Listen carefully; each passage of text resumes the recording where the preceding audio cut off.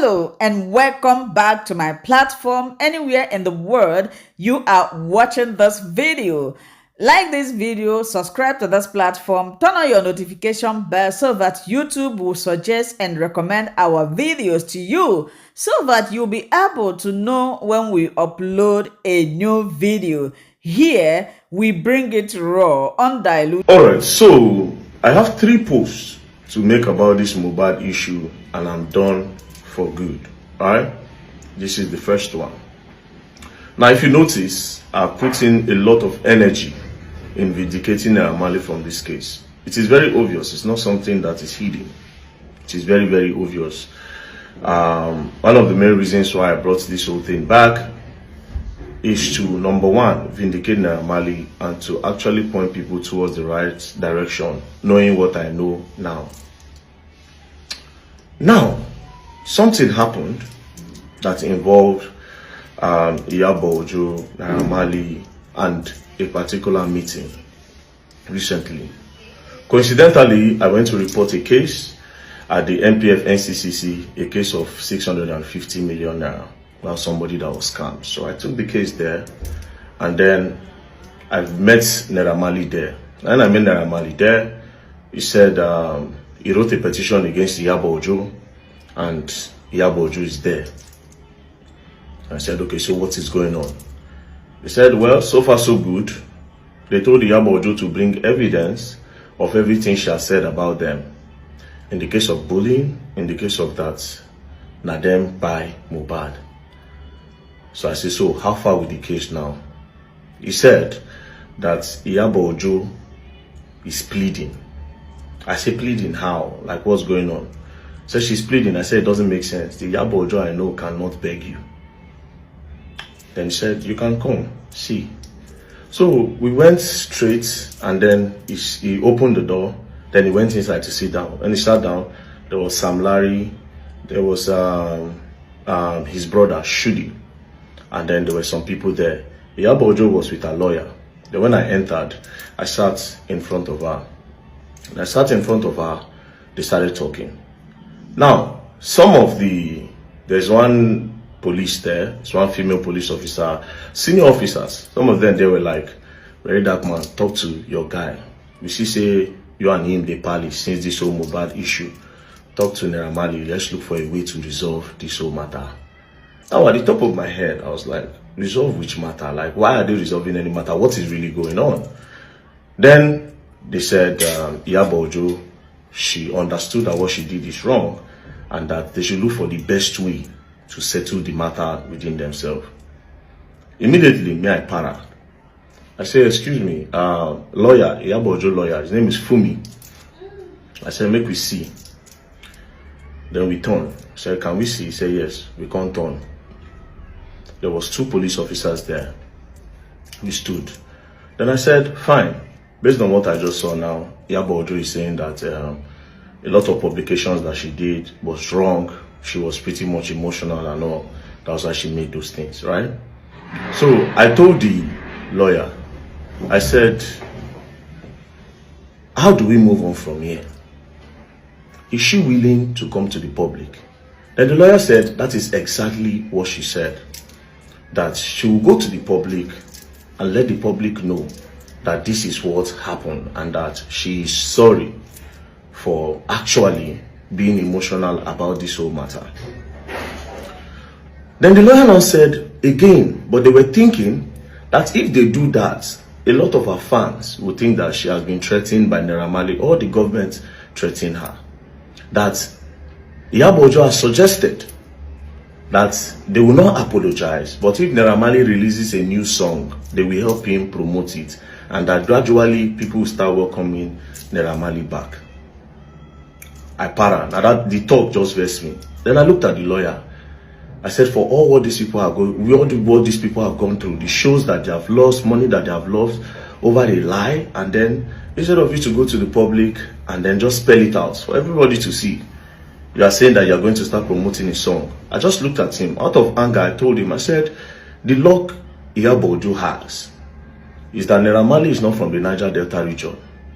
Because for ruining his career over a lie, Now Niger Delta you come from, they go shoot her down. And even you, the lawyer, they go shoot you down. Then the lawyer looked at me, and the police people were there. They were like, no, very that point, 1,000 goes into this. Then the lawyer was like, bro, it is not me that said this thing. I didn't come up with it. Iyobo came up with it. Cut the long story short, he left. Then I called Naira Marley in. I said, now where this matter don't be like this. If she say she's willing to go to the public and then explain what happened, do you understand?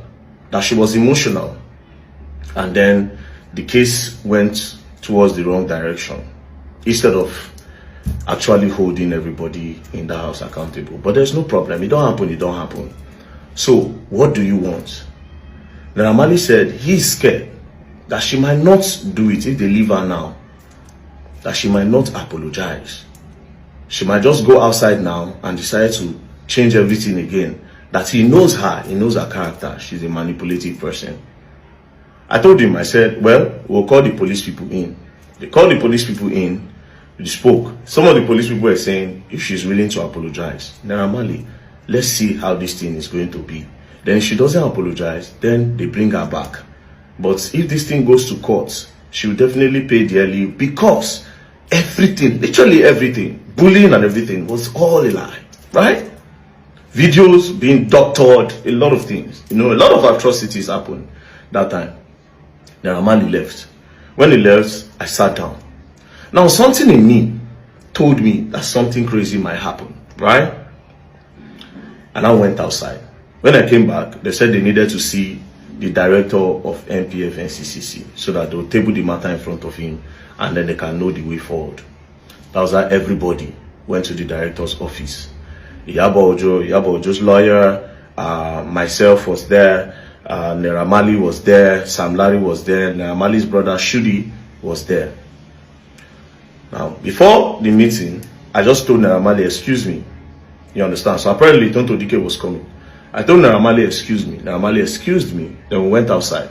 I told him, I said, see, you see this matter? You are not taking it the way you should take it. He said, but he has forgiven. That na Allah, na him go judge.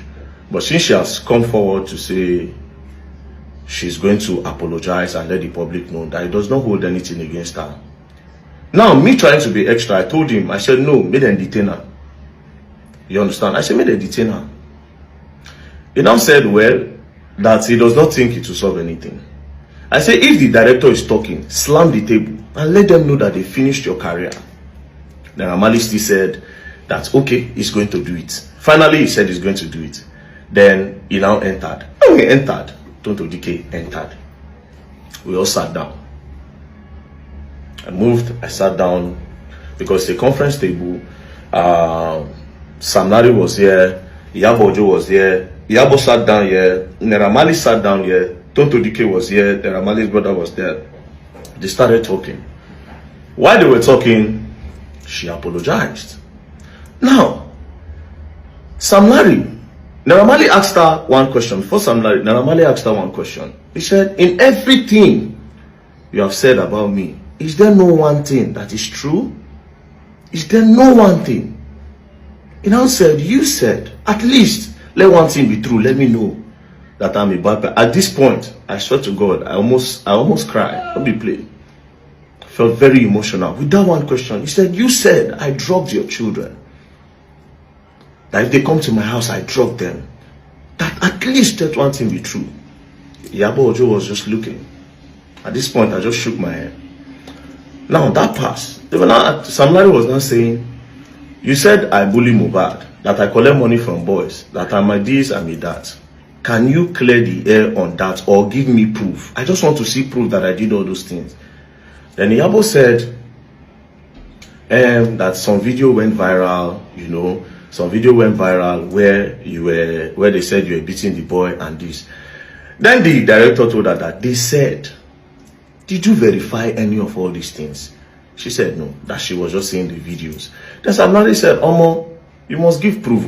Me, I want proof. Because they've constantly bullied me, insulted my children, finished my name. If not, I'm a strong person. I for don't depressed. Who knows? Maybe I for don't be suicidal. You know? So they were talking. At the end of the day, Iyobo Ojo pleaded. Sam Larry cried. The gangster cried. He cried. He was just looking at her. He cried. Then Iyobo Ojo now said, Emma Binu. Anyways, they now came out. The director now said, so how are we going to move further? She now said, they should give her 2 weeks. Let her and her lawyers draft something in order to clear the name of these guys. So they'll draft something and they'll come back. The director now asked Naira Marley, is this okay? Naira Marley now said, there's no problem, provided she's willing to do the right thing.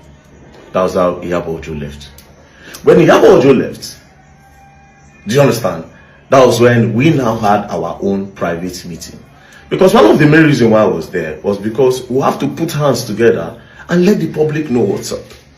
So Iyobo Ojo left. Then we had our own private meeting. Do you understand? We had our private meeting. Now, when we spoke in our own private meeting, I promised Iyobo Ojo that I wasn't going to say anything on that. She should use her mouth to say it, right? Fast forward to Iyobo Ojo and the apology she was supposed to do. 3 days passed, nothing. 4 days passed, nothing. 5th day passed, nothing. Next thing, I just saw it on one small blog like this. QT something. One of all these small blogs.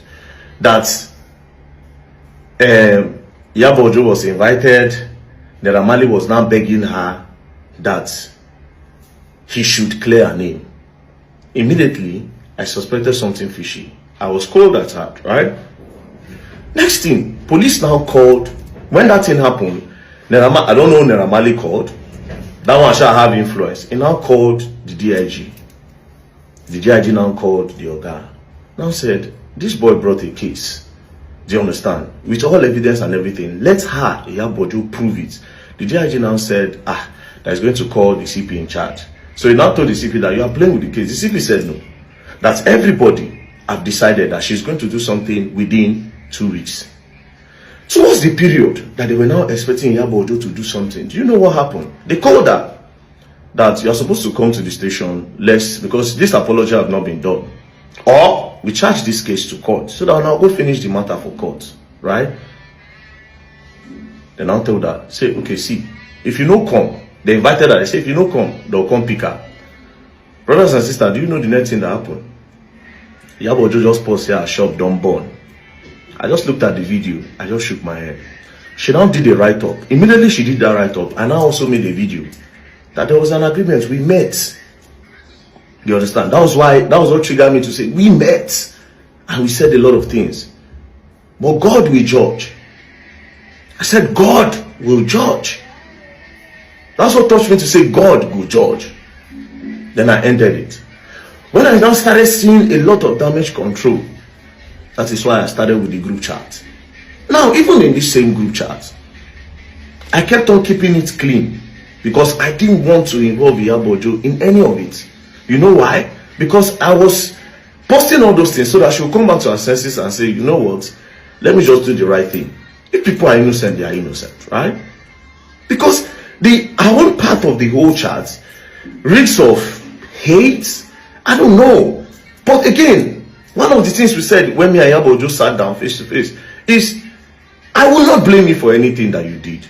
And every other Nigerians that came for the head of these guys, I will not blame you at all. You know why? Emotions were everywhere. But you knowing fully well, say, Omo, these people have literally nothing. It's so crazy that even the part of the bullying of the boy, she knows. That is what is crazy. A lot of doctoring that they doctored all these things and put online. She knows. One of the things we said in the meeting is that she opened her mouth to say, yes, she's convinced that Naira Marley did not bully that boy. And it is because of the videos flying around. But I'm not going to expand or say anything that me and I spoke about. So from this, I became very upset when I started seeing that she's trying to do damage control instead of doing the right thing. Now, why I constantly post this thing, constantly post the voice note, they constantly post the group chat and all. Now, I'll tell you something about that group chat. You see, almost everybody in the group chat, plenty of them are innocent. Down to even the Sam Clef. Because for crying out loud, Sam Clef part of the group chat. It's just, let me make it not be as if I no contribute. Jigon said a lot of nonsense things But I can't still hold it on Jigon. He said a lot of nonsense. But yes, like the way you call your friend Papa useless, about Papa useless, all those. He said a lot. Plenty of them. But a lot of them were also innocent. Because yes, they were fighting. They actually was fighting for justice. But some of them knew one or two things. And they decided to push an agenda. Do you understand? It's pitiful. It's a case of me una pray, me una no dey the wrong place at the wrong time, or me they no call your name for one wrong thing. Do you understand? Then again, see, the biggest, I think one of the problem that happened in all of this Mohbad case is that emotions were flying, sentiments were flying. But let's leave that by the way.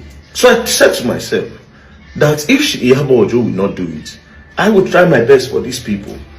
That is why they call me the voice of the voiceless. They have no voice. I have the voice. I have the platform. So regardless, I've seen a lot of blackmail. Very dark man, they don't pay them. They don't do this, they don't do that. Same from our own camp. From our own camp.